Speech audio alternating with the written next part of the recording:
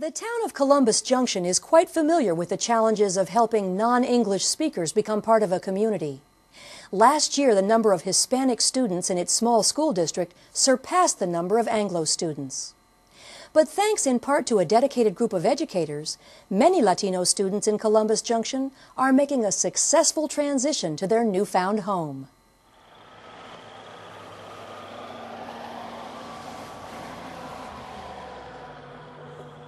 As you enter the city limits of Columbus Junction, it looks like typical small-town Iowa.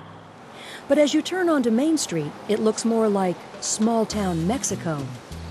Columbus Junction is a unique community where the Hispanic population makes up nearly 40% of its 2,000 residents. Nearly all of the Hispanic families moved here from either Mexico and Central America or Texas and California to take jobs at Tyson's Louisa County pork plant.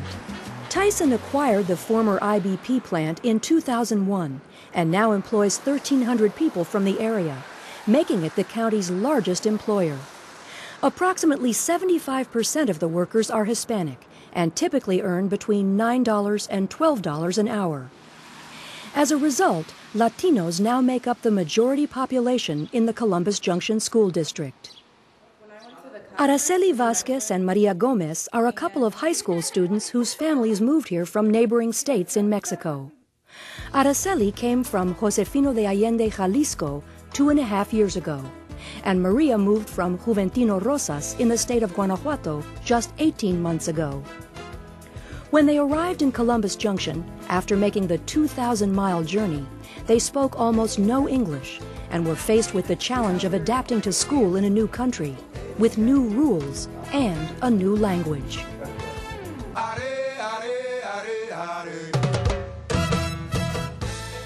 When you move, you have to start again. You have to start in zero. And sometimes it's really difficult because you have like another opinion, or you have your beliefs, your values, your religion, you have everything, your language. That language is the most difficult thing.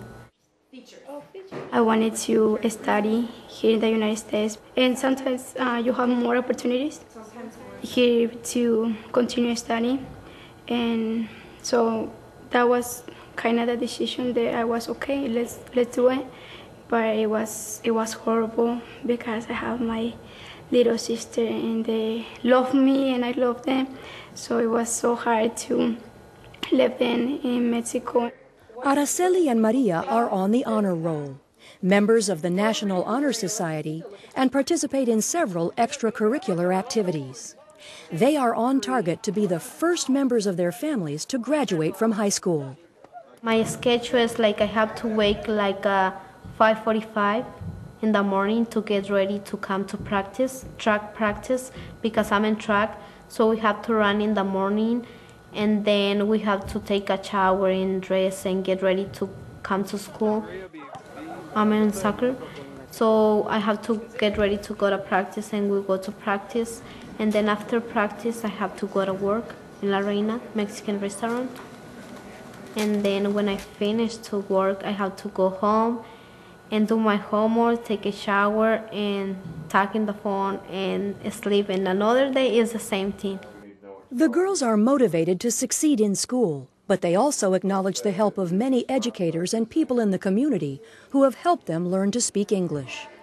Kelly Moen is a first-year teacher and in charge of the secondary ESL, or English as a Second Language, program. Students that I work with are either brand new to the country, and so they don't speak any English, or they've been here for a couple of years and they're still developing their language skills. Some of the ESL strategies that I use are a lot of drawing. I like to do drawing because I find that the students, they just love to draw, and that's not uncommon for any type of kid, I'm sure, but I think for English as a second language students especially, it's a really good medium for them to express themselves because it's universal. To be a certified ESL instructor, it is not necessary to be fluent in another language. And while Kelly is learning to speak Spanish, My Spanish is getting better. It's not where I would like it to be. She relies heavily on her two bilingual teaching assistants, Soki Monchivais and Ruben Zuniga, to work with new non-English speaking students. I'm here at school by 8 o'clock. I leave at 3:25 from here. I get to Iowa City about 4:30. By 5 o'clock, I start my job in the ORs and operating rooms. I get home about 2:15, 2:30 in the morning, and I still have to watch a little bit of TV and kind of wind down. By the time I get to bed, it's 3:30 or 4, and I'm up by 7:15 again, every day. I've been doing 2 full-time jobs since '97, and my wife keeps telling me, it's time to quit one job, and I just can't because I love my job here with the kids, and I love my job in the operating rooms.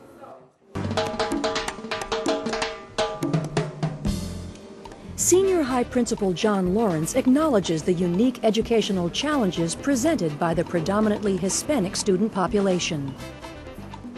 This is the first year that district-wide there are more Latino students than Anglo students.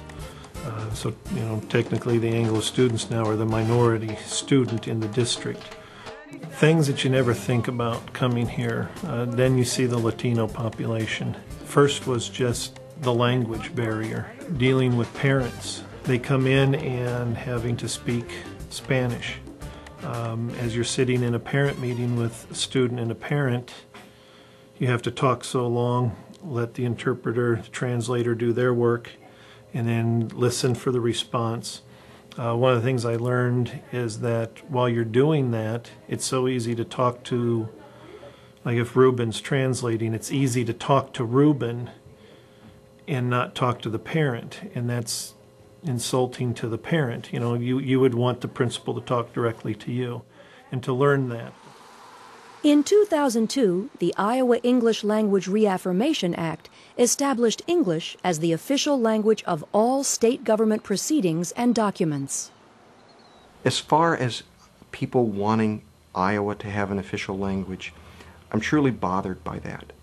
I think that by doing that, we send a strong message that Iowa is unwelcoming to people of diversity. The people who do not speak English in this community know clearly what language is the language that you need to know to get ahead.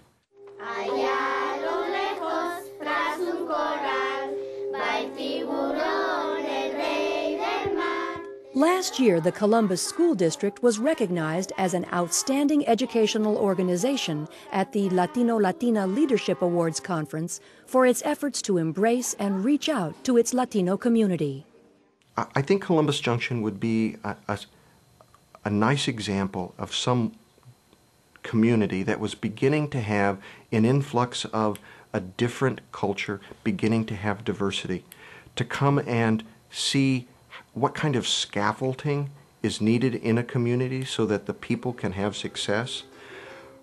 We've learned that working together and trying to understand each other better, trying to find the strengths, that we can have a better, stronger community.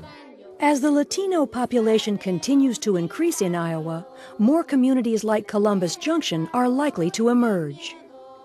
Communities like Columbus Junction, I think, are unique in Iowa, but I think they're becoming more and more common. And I think it's wonderful because, especially northern Iowa, where I'm from, I don't want to speak for everyone, but where I'm from, we are not a hugely diverse community.